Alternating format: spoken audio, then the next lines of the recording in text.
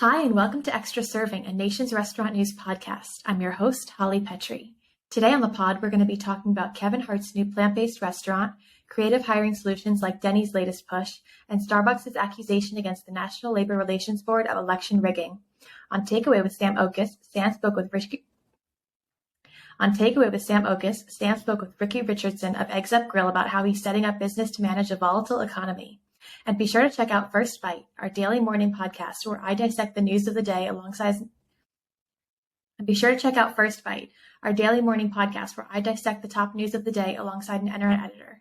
And now it's time to introduce my co-host. I am Sam Oches, editor-in-chief of Nation's Restaurant News. And I am Leigh Zinsmeister, managing editor of NRN. That intro only took about 4 times, but no one will ever know. No one will also know that we practiced this whole thing. Except that we're talking about it.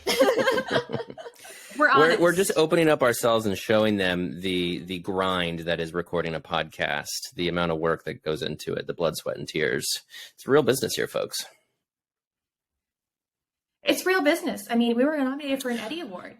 It's real That's business. right. We haven't told everybody about that, have we? That we are nominated for an award for Best Podcast, according to the Folio Eddie Awards, which is very exciting. So, hooray. Yes, our podcast, this podcast you're listening to. So, you're listening to an award-nominated podcast. We're a nominee. Soon to be award-winning. Is that what you say? Soon to be award-winning, yep. Put it out there, and it'll happen. Hey, Holly, have you had any hot chicken lately? What did you do? Sorry, it felt like a good segue. You've been going to the Holly School of Segways, haven't you? I figured I should turn the hosting duties over to myself, considering how our practice run.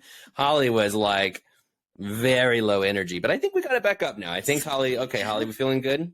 I think I did a great job. I brought up our award nomination. I think I did a great job. There's still time yet to the second time was a great job. We haven't heard the Happy News jingle today, Holly. Oh, that's right. I mean, we have. Well, I'm going to save it. Do we want to hear it again? I'm going to save it for the end as usual. Okay. This time. The second time around, I'm going to save it for the end. Okay. Listeners, the first time we recorded this podcast, I put it in the beginning, but I'm saving it for the end. Stick around to hear this week's Happy News jingle. What clearly happened is that you cursed us on the last one. You tried to move the Happy News jingle up to the front. It was not to be so. We have to keep it in the back where it belongs. We have to keep it in the back where it belongs. It needs to stay in the back. It's part of the flow. I messed up the flow, and therefore I ruined everything. So I get it. Story of our lives. I ruined everything. If we can deduce this all down Story to of one our lives, thing, I ruined Holly everything. ruins it all. Pretty much. All right, so let's talk about the news. Great. Let's do it. Energy. So let's talk about the first thing, which is Kevin Hart's new plant-based restaurant. Now, Sam, you wrote that story. Hooray! Yay. Oh, thank you. I don't. Well done. You guys are giving me the kudos because I don't typically write stories anymore. It's not not exactly something I spend a lot of time doing these days. But you know what? Sometimes things pop up, and I'm like, I'm going to grab that one. I'm going to take it. You have an opportunity to write about Kevin Hart. You take that. Are you a Kevin Hart fan? I've liked him in the things he's been in that I've seen. I guess I'll put it that way. I don't actively seek him out or things like that, but I think he is very funny and very talented. Let's see, I think I recently saw the Jumanji movie that he was in. I enjoyed that. So yeah, my response just there is probably safe to say that no, I'm not a huge Kevin Hart fan, but I respect him. I think he's great and he's talented. Isn't he in those dad movies where it's a group of dads and they all have the kids and it's a jokey movie? Is that the one with Adam Sandler? I think so. I don't remember what it's called. Are you assuming because I'm a dad I would watch that movie? 100%. Okay. Well, I don't know if I should be insulted or complimented, but thanks. All right, well, let's talk about the restaurant. Yeah. Well, I mean, setting the stage just a little bit, the plant-based eating right now accounts for about $7.5 billion in revenue at the end of the year 2021, which is not a ton when you compare it to the $800 billion restaurant industry, but is still sizable, still, I think, worth paying attention to. Most importantly, paying attention to the trajectory of plant-based eating, because I think a lot of people, including the leadership at Hart House, really see plant-based eating becoming a lot more mainstream in the next 10 to 15 years. And so on one hand, it's easy to be cynical about a lot of this, because as with a lot of food trends, things kind of come and go. A lot of people jump into things all at once. Just use the fast casual pizza category as an example of, we all thought, oh, fast casual pizza, the future of the pizza industry. Suddenly there's 100 brands trying to become the next big thing. Do you have a level of that with plant-based eating right now, where it's just sort of trend watching and trying to ride the waves with a trend? But of course, plant-based eating, much more than any other trend, I think is kind of like also up here as far as like, for the sake of the planet, for the sake of people's health, for the sake of supply chain, plant-based eating kind of has to be more popular. So if that's the trajectory, lots of brands jumping in, Hart House now being one of them. So another player for a very populated space, but immediately has a lot of potential because of Kevin Hart.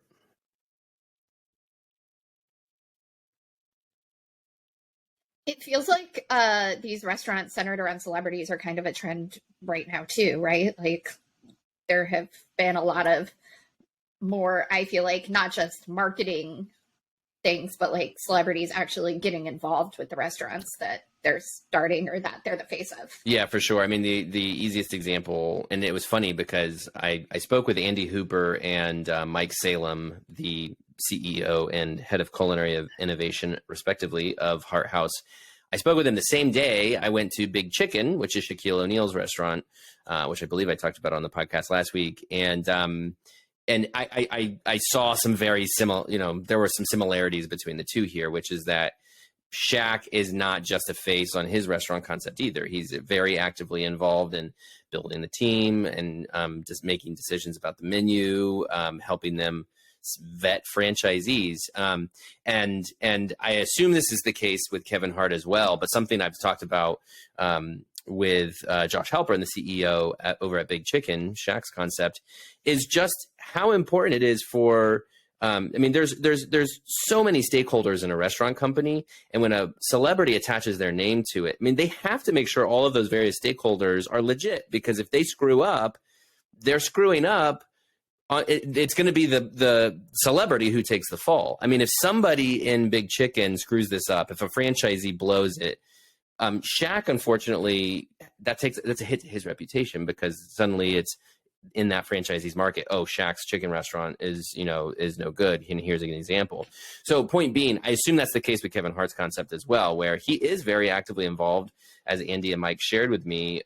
Similarly, he was active in the menu development. He's active in even training employees at the first store, because it's like you can license out your name, but if you want to make sure something's good, you have to make sure it's good. You have to be involved with it. And now, on one hand, Kevin Hart, to my knowledge, has no restaurant experience.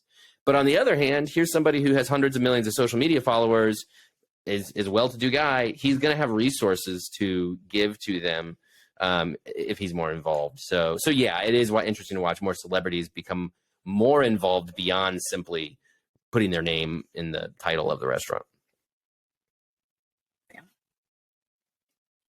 Well, and so what do you guys think of the larger plant-based movement? We've kind of talked about it, and you mentioned a little bit, Sam, that it's becoming this fad almost that we're seeing kind of blossom and become this thing that fast casual pizza was a few years ago. Do you think that we're going to see a national franchise? It's a question we posed to readers a few weeks ago. That are we going to see a national franchise of plant-based eating? We've never seen one before. We had seen fast casual pizza. We've seen those franchisees.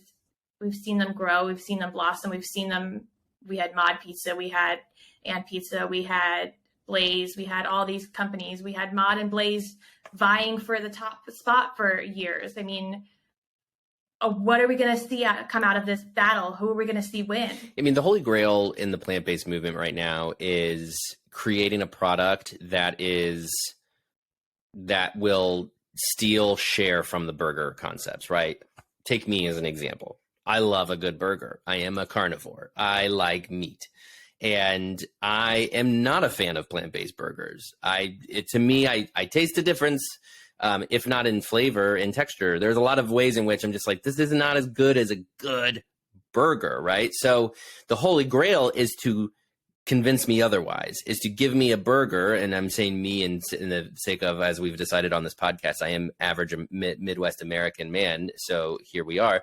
But if you convince me to go eat a plant-based burger instead of that other real burger and not be able to tell the difference and even prefer the plant-based version, that's when this category wins. Because, Andy pointed out on our call, 90% of Americans eat fast food monthly. It will surprise you how many people eat fast food daily. So the point being is that that's a very it's a behavior that's very hard to crack into. And so getting them to change their behaviors is the first step. So I think the concept that figures out how to change their behavior is going to be the first one that is going to be able to scale nationally. Now, I will just say, as again, average Midwest male here on the call, and also this podcast resident flyover country native, it doesn't have to come out of LA or New York because there you guys create a hype train in New York. Let's just talk about Shake Shack for a little bit. It took a long time for Shake Shack to eventually grow nationally, right? A lot of things that come out of LA and New York, you can hype those things to death because you've got the media machines there. Is it going to work in Omaha? Is it going to work here in Columbus? Is it going to work? Like that, you have to create a concept. It's going to work everywhere if you're going to become the first national franchise of anything. So that's going to be the next step, which is how do we make sure, and Kevin Hart could be good or bad in that, because Kevin Hart on one hand is massively popular across the whole country. On the other hand, he's a Hollywood celebrity. So I don't know. I mean, I think Hart House is going to have a huge advantage in this. I don't know who else to put my money on, just because it's going to require somebody who figures out how to change the average American's mind about eating meat. Just as a reminder, I too am from Ohio. Yeah, but you're different now. You've changed, Leigh. You've changed. You live in New York now. How would you know? I've lived here for 8 years and I've known you for 1. I just know. I just have the sense. But to answer the question, I do think that we're going to see a national plant-based fast food chain in the relatively near future, in the next couple of years. I don't have any guesses as to who it could be. I think Hart House is just as likely as any of the others, and we've talked about a lot of them lately at NRN. But I mean, you look at fast casual pizza today, and it's just as ubiquitous as the QSRs. There's hardly a town in America, I'm guessing, without a fast casual pizza restaurant right alongside the Papa John's and the Domino's. And I think that in a decade, it'll be similar with plant-based fast food alongside the burger restaurants. But the counterpoint, I think the only devil's advocate thing to throw out there is when you talk about pizza, the most beloved food, and fast casual pizza changed the way you can order the pizza. You can customize it, get a personalized pizza. Sure. They didn't really change the flavor, like the actual makeup of the product. Whereas plant-based is a little bit more of a stretch, I think, for people. So that's why I'm going to be fascinated to see if it can work, because I want it to work. I think for the sake of the planet, we need it to work. But it will just be interesting because again, on the face of it, if you go to some person in the middle of the country who has a fast food eating habit and say, here's a plant-based version, I mean, your first hurdle is they're going to say, I don't even want that. Like, that's not what I eat. I'm not going to do that. I'm not trying to judge anybody here. I'm just trying to say, like, that's just not their eating habit, right? So that is the hurdle that plant-based eating has to overcome. So it's just going to be interesting to see if any of them actually crack into that. Yeah, I don't think it'll be as ubiquitous as fast casual pizza, but I do think we'll get to a point where it won't be notable every time a fast food plant-based chain expands or opens. You're right. Well, Sam, I'm gonna have to take you to Plant Burger when you come to New York next time because their burgers are meant to be a little like sloppier, a little bit more like they're meant to be just like burgers.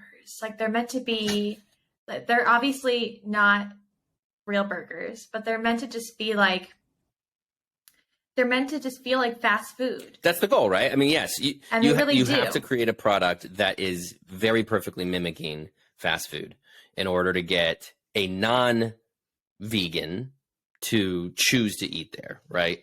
And look, I mean, another way that this could work is Katie and I, my wife and I, we do meatless Mondays, and like, we're both carnivores, but we choose one day a week to not eat meat because for the good of the planet, et cetera, et cetera. Like that's another way in, right? Which is like, you can mimic fast food and come in and say, here's this, it's equal in flavor to those guys, but better for you in all these ways.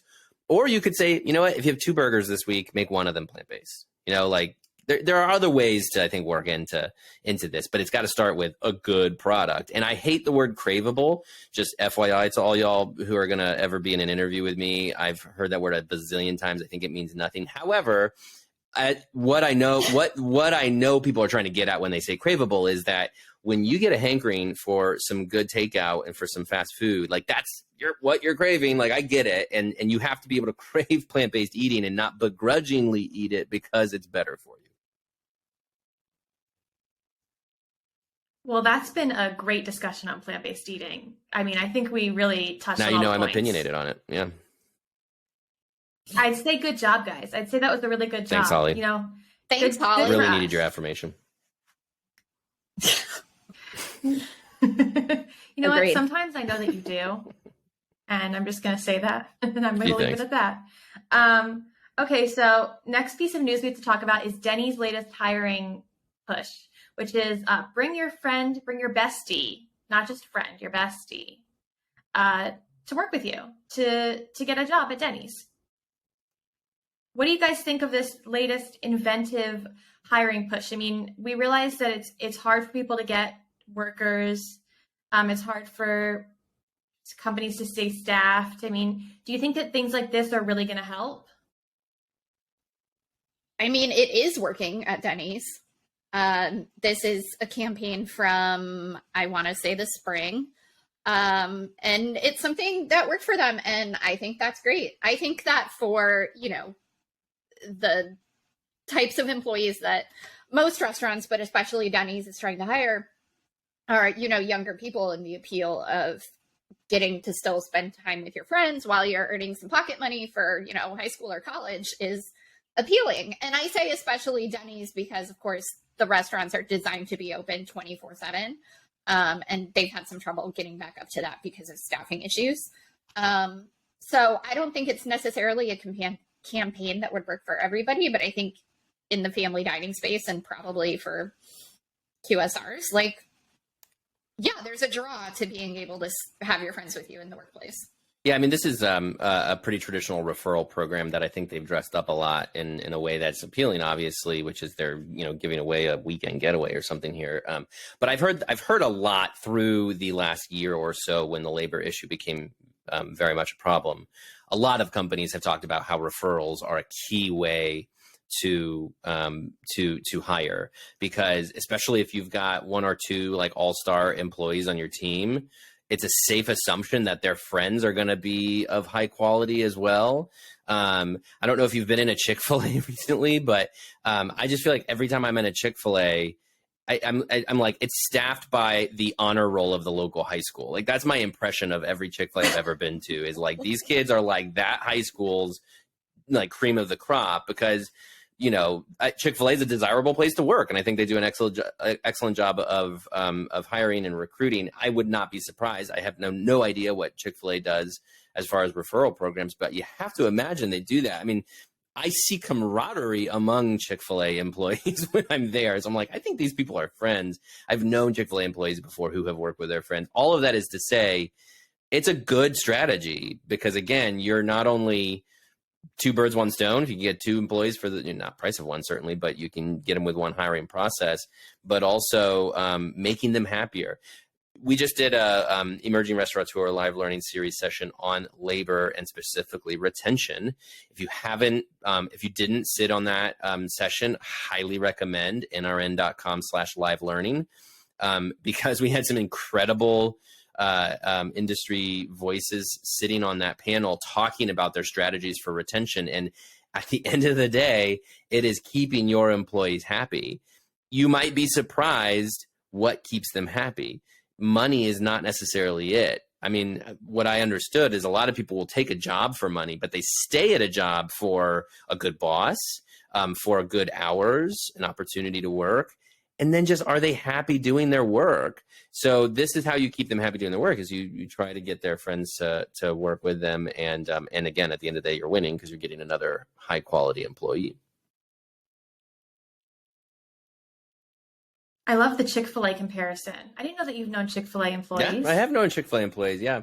And yeah, I know that they worked at the same Chick-fil-A together as friends. So I'm a Chick-fil-A guy. You guys know this. I mean, I have cover. Of course I'm a Chick-fil-A guy, but I lived in the South. I had to be a Chick-fil-A person. Were you a Chick-fil-A guy before you had children? I was, yes. I lived in the South. Of course, it's everywhere. It's on every block.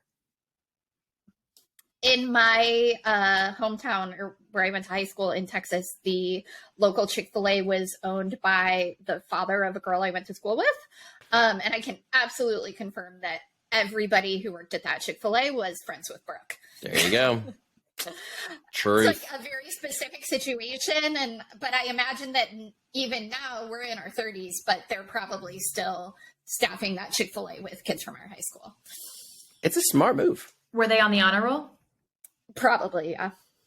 Look, and hey, I didn't know them well, but yes. Hey, and not to judge anybody not making honor roll, was an honor roll guy myself, no big deal. But, is not to say you have to have brains. You could just be a hard worker. But, point being is that you need character, right? You need a high character person to be able to is who you would want to staff your restaurant. So whatever that looks like, could be honor roll, could be other ways, but yeah.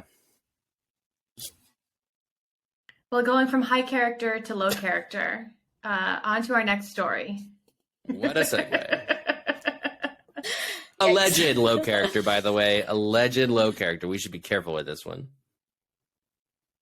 Alleged low character.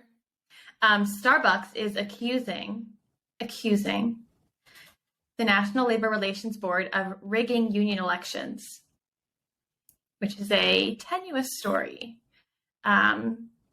So Starbucks is accusing the NLRB of tampering with elections, specifically at this one St. Louis store, but broadly across the board. So they're actually asking for an investigation into this, which would effectively halt all union votes. And according to Joanna Fantozzi, who I interviewed for First Bite, she said that this would effectively stop the union movement in its tracks. And she thinks that if the investigation actually happens, that it could effectively stop the union movement at Starbucks forever, pretty much. So, I mean, what do you guys think?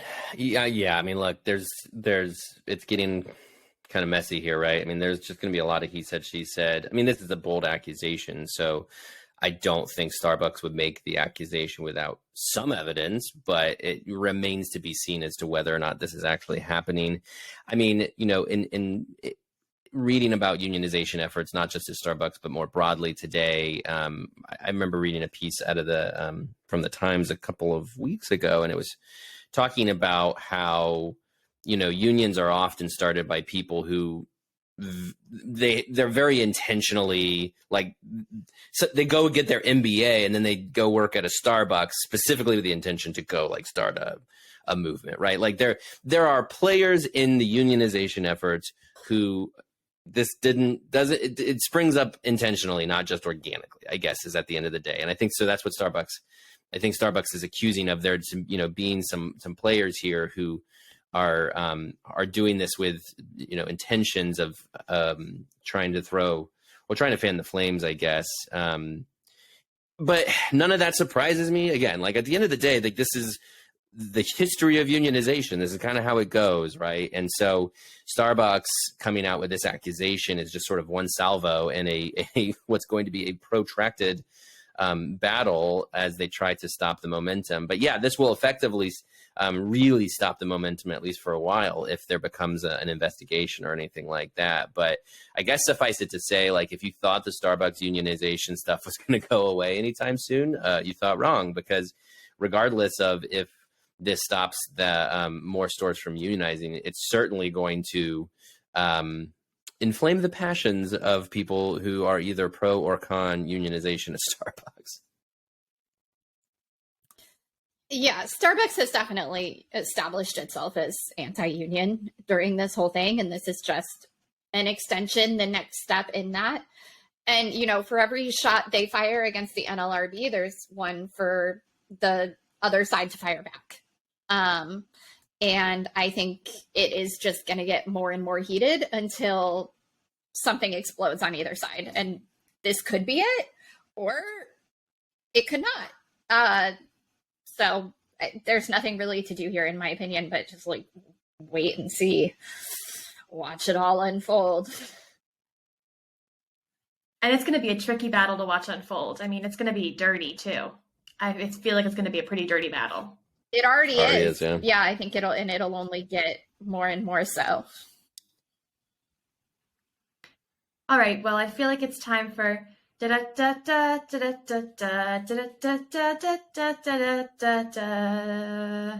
happy news. Wildly different than your first take earlier.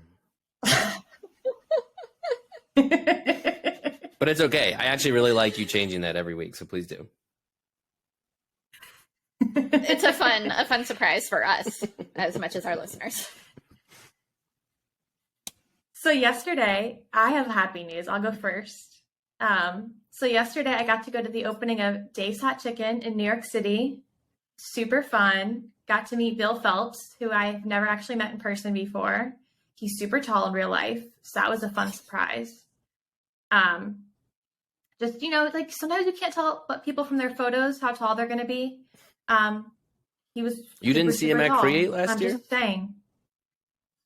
No, I was busy doing the podcast. All right, the fair. whole time. Yeah, he's a tall guy. Do you think that people have the opposite reaction to me? Do you think people ever like see me and they're like, "Whoa, super short guy"? I think people have that reaction to me. Better that than, oh, you're exactly the height I thought you were. What a weird reaction to have. Like, yep, exactly the height I expected you to be. Sam is short, just as I thought. What are you, 5'6"? That's what my doctor says. I say 5'7". But what does my doctor know? I trust your doctor. He only has several degrees. That's what you think.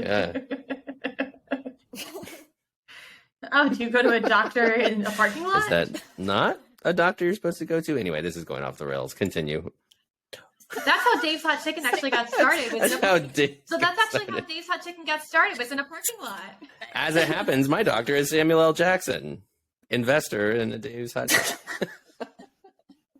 No, that's really how it got started. I know. It was in a parking lot with $900. That's what Bill Phelps was telling me yesterday. It got started in a parking lot. So that was actually a perfect segue. Fair point. But what I was telling them what I was saying was that I ate the chicken for breakfast this morning, my leftover chicken for breakfast, because I like to eat leftovers cold for breakfast the next day. That's how I always judge food. Apparently, that's how Samuel L. Jackson judges food too. And after he ate the chicken cold the next morning, he called Bill Phelps to invest. And I feel like me and Samuel L. Jackson are on the same page. So I really like that for me. Well, at least you have that going for you, huh? You and Samuel L. Jackson have one thing in common. I mean, it's a pretty big thing. Oh, do we need to continue with our happy news? Do either of you have happy news? All right, well, I'll go. Yeah, I'll say happy news, or you just have bad news? As it relates to food, my happy news is that my daughter started kindergarten today, which is big, you know, because transition in life, et cetera, and getting her out of the house, et cetera, for the hours of 7:30 to 2:30 anyway. No. I think, Katie definitely did a little bit of like a happy dance after she was out the door. But we had Krispy Kreme for breakfast. We got donuts because donuts are her favorite. And then we're doing pancakes for dinner because that's her favorite dinner. Yeah. It also seems Rewards. like a really good idea to get her all sugared up before you send her off to become another adult's problem for a few Totally. months. Yes, absolutely. No qualms there. Perfect. Yes, just get her sugar high and then shoot her off. Yep. And get yourself a sugar high too, and then have a full day of meetings. It sounds great. Yeah. Everybody wins, especially those of us who are in meetings with you all day. That's right, exactly. I went to Shake Shack last night, not for any occasion or event, but because Shake Shack is delicious and it was nearby where I was last night anyway. And I had chicken bites and a sprinkle cookie milkshake, which is one of their summer LTOs that I'm really enjoying. So that's my happy news. Shake Shack is always a happy occasion, in my opinion. By the way, that sprinkle cupcake milkshake also a hit with my daughter. So yeah, it is a yummy milkshake. I do think Mabel and I have a lot in common, actually. Yeah. Perhaps more. I think Mabel and I have a lot in common too. Samuel L. Jackson. I'm going to tell Mabel that, yeah, you have more in common with my colleague Leanne than my other colleague Holly has with famous actor Samuel L. Jackson. That'll mean a lot. I think I have more in common with Mabel than Leanne has in common with Mabel. Let's hope not. I win. We knew that was going to be his answer, though. All right. Well, before we kick the horse, I forget what Jump the shark. Oh my gosh, So Holly. Please don't kick any horses. Only the dead ones. That's when you kick a dead horse, yeah. But that's another idiom for another day. Beat a dead horse, yeah. Okay. Before we jump the shark. It's too late. I'm going to throw it over to Brett, who's interviewing the executive chef of Papa John's. So thank you, both of you, for joining me today. Thanks, Holly. Thank you, Holly.